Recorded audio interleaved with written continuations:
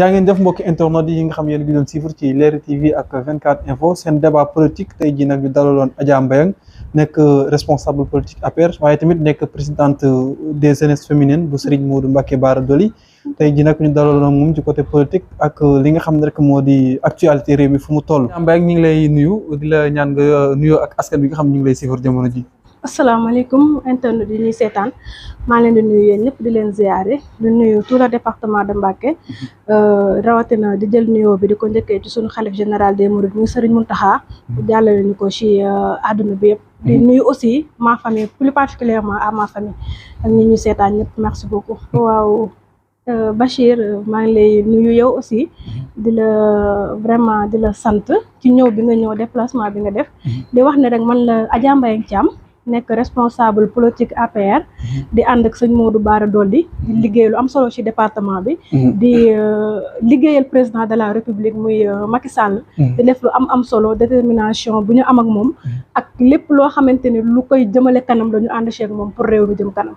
jaajëf mbokk internet yi nga xam yéen a ngi suivre tey nag ñoo ngi dalal Adja Mbayang nekk responsable politique APR fii ci Touba Adja nag tey bëgg naa dikk ak yow ci côté parrainage yi ginnaaw bi nga xam ne wax nañ ci lii ci yi nga xam ne moo di département bi ak Amadou Ba moom ba tey gisaguñ ko loolu moom ñëpp nga koy laam-laame mais côté parrainage yi yéen jàpp ngeen ne Macky Sall ki mu def choix muy Amadou Ba dina gagné wala. waaw pourquoi pas. metti na de parce que jàpp nañ ne moom politique am dafa yàqu ba pare Amadou Ba. non Amadou Ba politique am yàqul parce que Amadou man en tant que jeune Amadou defagul dara instant bii nii. lu tax nga defagul dara. non parce que Amadou bañ ko xamee ba tey. nekkagul comme choix bi ko président def nii fii ni nga xamante ne ci la gën a mën a wanee boppam la gën a mën a wanee Amadou Ba vrai instant bi la ñuy xamee kan mooy Amadou. est-ce que jàppoo ne choix bi ko Macky Sall defal moom da koy yàqal Amadou Ba wala. non mënu ko yàqal. lu tax mënu ko yàqal. non parce que le président de la république il est conscient de son choix parce que président choix bu mu def xool na ko xoolaat ko liir na ko liiraat ko kon ça veut dire président choix bu mu def mooy xam na ni Amadou mën na régler lii situation bii nii parce que tax mu jox ko ça veut dire Amadou am na capacité pour dem élection présidentielle. mais jamono ji Macky Sall jàpp ne waa Sénégal dañ ko guuxal loo xam ne comme jiital sax jëmmi APR rek la nit ñi bañ a dégg kon bu jiitalee Amadou Ba ba pare nekk ci ginnaaw est-ce que du loolu daf koy fakkasal parce que gisoon na parti bi daanaka la majeure partie dem nañ Aly Ngouille Ndiaye jaar na fee Abdoulaye Boun Dionne ak ñeen ñoo xam ne fi mu toll nii séparé wu na ak ñoom. dëgg la am na ay responsables yu dem certes mais aussi am na ay responsables yoo xamante ni ñu ngi resté ak fidélité ñu ngi resté ak engagement te ñooñu maanaam ñoo bëri ci nga xamante ne ñii ñoo des ci parti bi te nañu xam ne population sénégalaise bi merewuñu Macky Sall merewuñu président de la république parce que président de la république lu mu def Sénégal bëri na torop certes daf ko war a def mais gisoon nañ ñoo xamante ne waroon nañ koo def te defuñu ko instant bi yoon yi macha allah léegi foo bëgg a ndekkee mën nga faa añi dee léegi nii ak yeneen jam ñaajo mi ngi nii stade bu ñu defal ak yeneen innovation yoo xamante ni président de la république def na ko Sénégal yoo xamante ni jëmale na seen tey jii bu ñu demee ba yeneen dëkk Afrique yi lu ñu nawloo ba yeneen dëkk Afrique yi des fois ñu ngi def ay réunion yoo xamante ne ni daanaka c'est international kon plan dafa Macky Sall def la moo tax ba ñun tey jii ñu am benn nawloo bu ñu nawloo ñu ci yeneen dëkk yi mais lu tax Sénégal yi gisuñ loolu Sénégal yi bu ñu waxee dañu naan président liggéeyu fu dara ba tax na jamono ji ñu bëgg kaa foole teg fi keneen. non président liggéey na président xoolal lu muy liggéey fii sax Touba sax waaye li nga xamante ni rek fii lañ dëkk rek mën nañ si commencé. mais Touba ba mu fi liggéey tamit taxul mu gagné fi benn yoon ci élection yi passé. waaw parce que Touba liggéey na fi kenn werantew ko parce que tey jii lu nit mënoon a dem France faju joofi wala ngay dem ay Dakar di déplacé wu chaque jour toujours président de la république daf ñu indi hôpital boo xamante ne nii xam nga sur niveau 4 mu nekk hôpital boo xamante ni macha allah kenn werantew ko muy hôpital Cheikhoul Khadim ak yeneen yoo xamante ni ñu ngi koy liggéey ci assainissement bi zone d'eau yi au vu que ñu ngi gis ni inondation yi bu ñëwee nit ñi dañuy génn seen bari na trop côté boobu dañ fi laal. Touba macha allah inondation yi bëri na daanaka yóbbu na kër yu bëri te instant bi état ñu ngi ci liggéey bu am solo boo xamante ne bis bu travaux yi paree incha allah inondation bi dina fi jeex. voilà ci côté inondation boobu ana état lan la ci liggéey ci Touba ba nga xam ne mën nañ cee teg suñu bët ndax jàpp naa jamono ji waa télé bi bees bii rek suñu ginnaaw ñi ngi kaas ñi ngi jooy ndax ndox bi ba tey génnagul seen kër te ji boo jaaree ci côté yi télé yëpp yàqu na parce que ndox bi fa doon taa ci nawet bi moo ko yàq te à chaque fois bu ñu dikkee ñu ne état def na fi lii ana assainissement boobu noonu ci côté ndox bi fan lañ ko def boobu. dëgg la mais boo gisee canalisation yi boo gisee zone d'assainissement ñuy liggéey fan yii ci Touba yooyu yëpp ci travaux yi la bokk toujours maanaam état mi ngi xool Touba nan la inondation bi mën a jeexee fii à Touba te nag toujours nag ñu ngi ci loolu te ñu ngi ci liggéey bu am solo boo xamante ne nii bis bu pare incha allah bu soobee yàlla ak yonent bi Touba vraiment dootuñu waxati ay waxu inondation ci màggal gi joxe nañ benn bilan est-ce que bilan boobu yow ànd nga si ñoom wala. non màggal gi en fait président moom ci côté assainissement bi. waa assainissement bi bien sûr parce que assainissement bi lépp lu mu ci def ci bilan rek noonu lay demee bilan yi toujours bilan bu ñu fi teg ci assainissement rek noonu lay demee fii ay milliards ñoo fiy dugg parce que Touba moo yombul assainir parce que koñ yi dañu yaatu xam nga koñu 30 yi dañu bëri du coup affaire bi liggéey bi du nekk rek ci benn 1 an du nekk rek ci benn 2 ans gis nga liggéey bii nii dafay am ay 10 ans pour affaire yi mën a normal nekk dans de bonnes conditions parce que Touba dafa nekk une très grande ville boo xamante ni liggéey ko yombul surtout assainissement bi de un fii nii am Ndamatou dafa am napp maanaam pour nga assainir ba ndox bi mën a dem facilement faaw nga defar ay souterrain di gas ci suuf di def ay fer pour ndox mi macha allah bu ñëwee mu mën a dem correctement te loolu nekkul liggéeyu vraiment nag du doon liggéey bu yomb daal Adja tamit jàppoon ne état à chaque fois assainissement Touba wala mu cee wax rek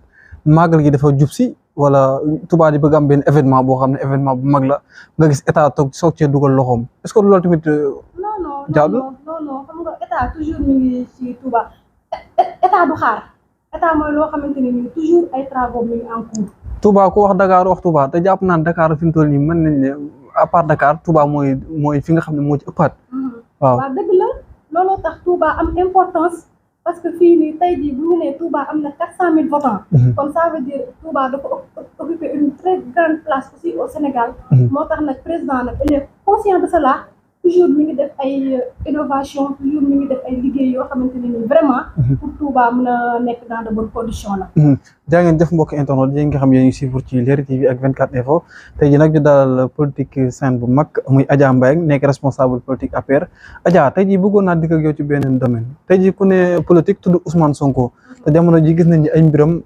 tàggatémbe na doy na waar lool ginnaaw bi nga xam ne ay liste parrainage am ba tey mënu ko jot te parrainage yaakaar naa léegi tey mu jeex 1 mois lañ maye woon loolu lan moo ci sa gis-gis. non Ousmane moom vraiment ça fait partie du passé parce que tey jii Ousmane même buñ ko autorisé mu dem parrainage.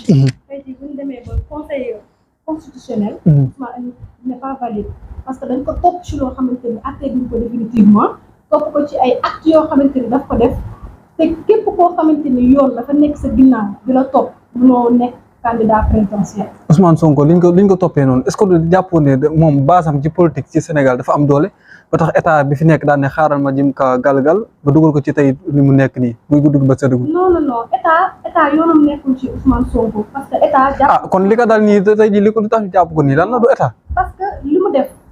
comme toute une personne da nga defoo loo war a def ñu jàpp la loolu kese la. Ousmane Sonko lan la def loo xam ne waru koo def. waaw parce que dafa xale bu jigéen la dem 2 heures du matin 3 heures du matin nga nekk ak jigéen nga violé ko du coup def chantage ko xale bu jigéen bi maanaam gis dem porter la plainte yoon am. loolu tamit est-ce que am ngeen ci renseignement yu tax ñu xam ne carrément Ousmane Sonko moo def lii. parce que foofu noonu version yi ci nekk dafa bëri.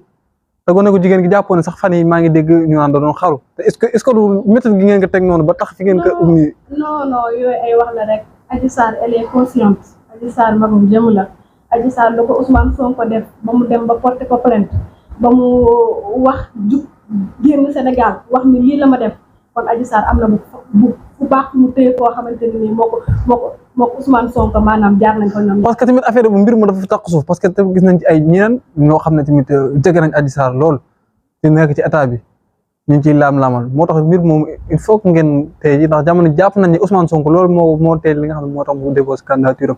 non Ousmane Sonko moom instant bi lu ñu mën a wax ci moom Bachir.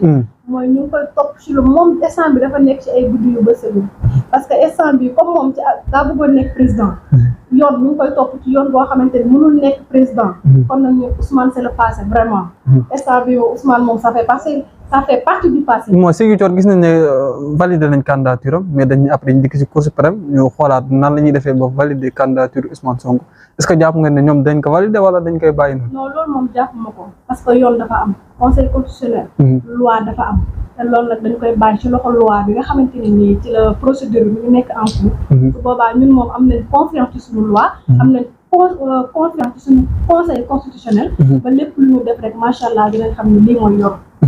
jaa ngeen jëf kon gars yi ñu ngi ànd ak ba tey Adja Mbayang nekk responsable politique APR fii ci Touba moom nag tey de bëggoon naa dikkaat yow ci sa base bi nga xam ne moom nga am Touba parce que nee nañ gars yi nañ bëri nga mbooloo lool est-ce que loolu gars wax dëgg la wala déet.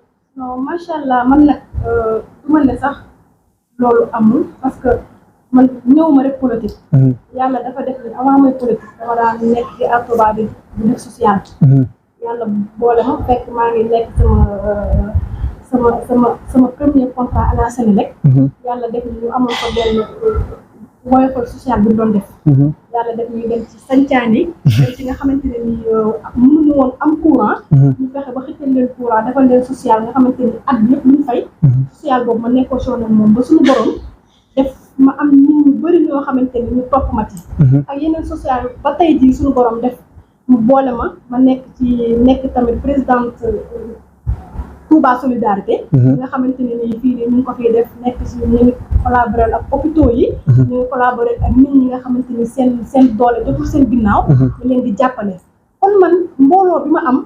politique sax joxuma ko mais sama social moo ma ko jox.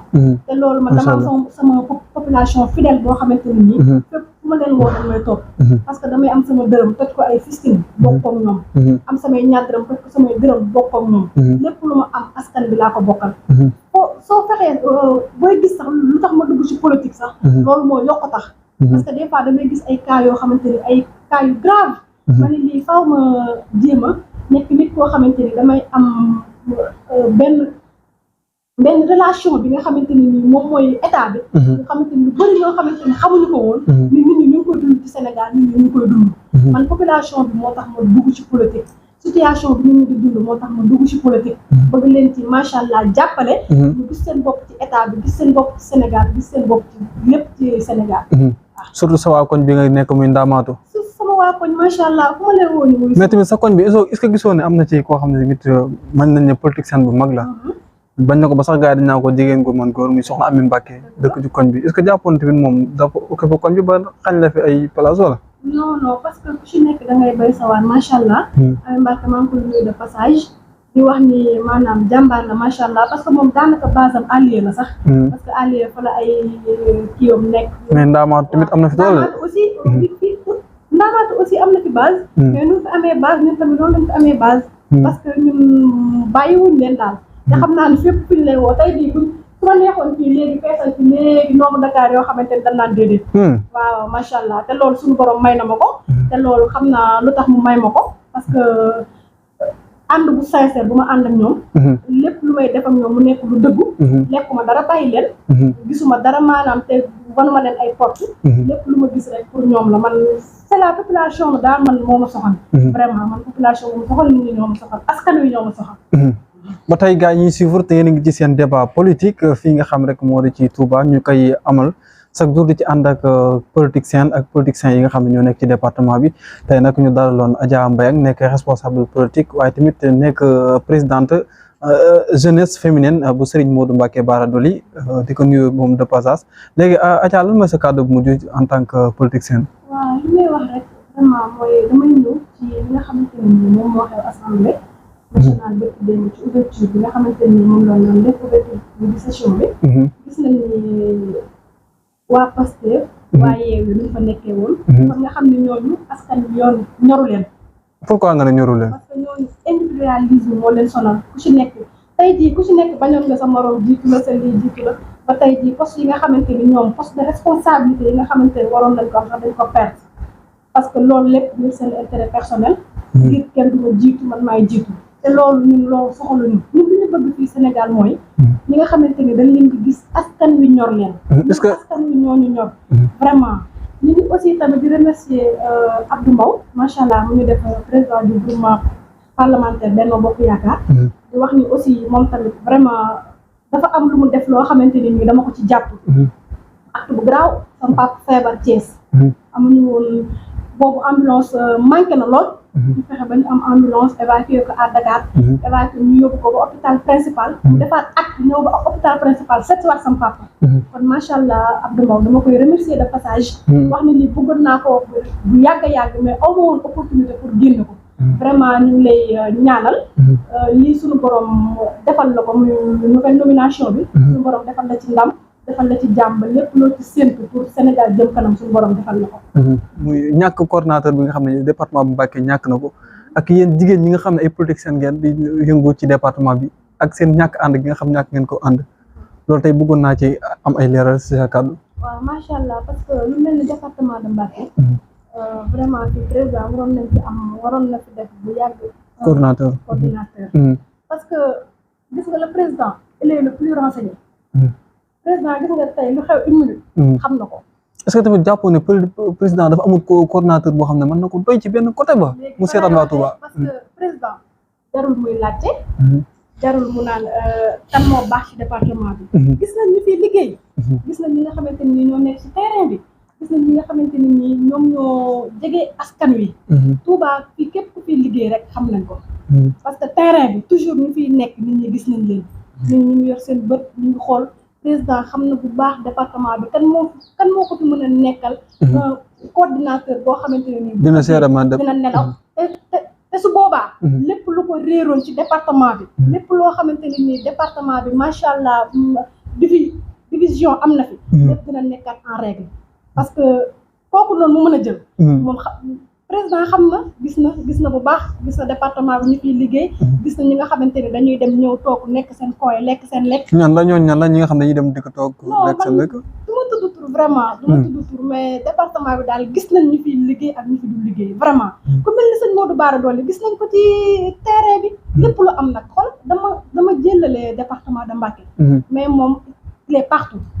moom c'est un niveau national. Est-ce que tamit jàpp na li ngay ànd ak Sëñ Modou rek moo tax nga bëgg ko tàggat mu dem ci kaw wala. non du tout parce que boobu ba tey débat bi mi ngi dem te tudd ma ko sax. mais dafa am loo xamante ne lu ne fàng kenn du ko jeex. lu ne fàng kenn du ko jeex gis nga nit ki lu mu mën a nangul ko. gis nga nit ki ay gestam nangul ko. dañu war a nangul ñuy liggéeyal président de la République ici à Touba. ak au niveau du département de Mbacké. te maanaam ñu koy liggéeyal vraiment Sëñ Modou bokk na ci. macha allah kon jàpp waaw te macha allah bu ñu ko joxoon département bi. président doo ci am dara lu la bett. kon jàpp nga ne daal Sëñ Modou Mbacké Bara Dolly moom moo nekk ki nga xam ne moom la ñu war def coordonnateur fii ci département bu Mbacké. waaw loolu moom choix boo xamante ne le président bu ko defoon. non du ko regretter. parce que jàppoon tamit loolu président mi ngi ci xalaat parce que boobaa léegi yàgg na. macha allah président moom mi ngi xalaat ci lépp. président mi ngi xalaat ci lépp loo xamante ni Sénégal da koy jëmloo kanam. parce que loolu rek moo ko ñor. loolu kese moo ñor président de la république. macha allah ba tey seen diggante ak maire bu Touba. seen Touba mel ne dañ koo seeraan amatul benn jàppale population sonn na maire Touba est-ce que gis nga njëriñam en tant que doomu Touba. non maire Touba bi booy xool man foofu ma si mën a accentuer loo xamante ni la parce que vraiment Touba gis nañu fi ay changements pour dire vrai gis nañu fi ay changements gis nañu aussi ne maire bi aussi ñu ngi liggéey peut-être nag. nànk-nànk parce que lépp mënul jékki-jékki rek sotti dañuy def de pas à pas ñu mën a xool Touba les failles yi nga xamante ni nii la population bi di failles yi nga xamante ni nii population bi fa la góom bi di méttee foofu la ñu war a dem directement faj loolu parce que boo nekkee ci dëkk nekk maire da ngay xool fa nga xamante ni nii population bi fa la méttee da nga xamante ni lu ñuy dund loo xamante ni nii mën na ñàkk nga jéem a maanaam wut solution ci loolu te macha allah nag maire bi mi ngi ci. est-ce que mi ngi ci maire bi jàppoon ne population bu Touba day na njuuy parce que daanaka kaas yi bëri na lool ci dëkk bi. waaw kaas yi moom mënul ñàkk xoolal président de la République nga xamante ni moo jiite ñëpp. xoolal lu muy chaque jour lu muy jot ci ay kaas. waaw parce que kaas moom jàpp naa ne boo deful lu war moom nit ñi wax ko voilà. mais xam nga maanaam di nga def lu war. mais peut-être que da nga dul am nit ñi ñoo dul am satisfaction ci li ngay def te loolu nag mënoo amaloo satisfaction population bi ñëpp. ñii dañuy gis seen bopp. ñii duñu gis seen bopp loolu suñu borom moo bindee noonu àdduna kon nag vraiment man moom li ma gis ci mairie bi wax fa dëgg yàlla mi ngi liggéey te liggéey bi nag ndànk-ndànk la liggéey bi du benn fan du ñaari fan liggéey da ngay jël sa temps nga def ndànk après lépp ñëw yéen femmes yi nekk ci département bi di politique ñu leen di wax ay politiciens yéen lan mooy seen problème non man de dama part am problème parce que man dama part musuma toog ak kenn ba dépassé la musuma toog ak kenn ba sekk ay divergence parce que yéen jigéen ñi nekk ci département bi di politique dafa mel ni yéen da ngeen di dirante mbagg ku ci nekk di jaay sa morom ne maa ëpp doole kii maa ëpp doole kee li mu am ci mbooloo kii amu ko gis nañ ne à chaque fois yéen moom ngeen di doxalee. non xam nga fii ku ci nekk xam nga ki la mën ku ci nekk boo toogee xam nga ni bii moo ma mën wala kii moo mën kon nag man moom vraiment dama part personnel gisuma ci loolu parce que man maa ngi ci politique bi depuis maa ngi ci bëgg a yàgg mais man aw ma kenn xaar ma yàlla aw ma kenn su ma amee samay activité yu may def su ma leen waree woo dama leen di woo ñu ñëw parce que mbooloo mooy doole gis nga divergence yorul parti il faut ñu booloo ñu am consentement di waxtaan di juboo loolu la réew mi soxla mais divergence amul solo. est-ce que teg jàppoon na ci département bi la muy góor ñi ak jigéen ñi seen politique dafa des.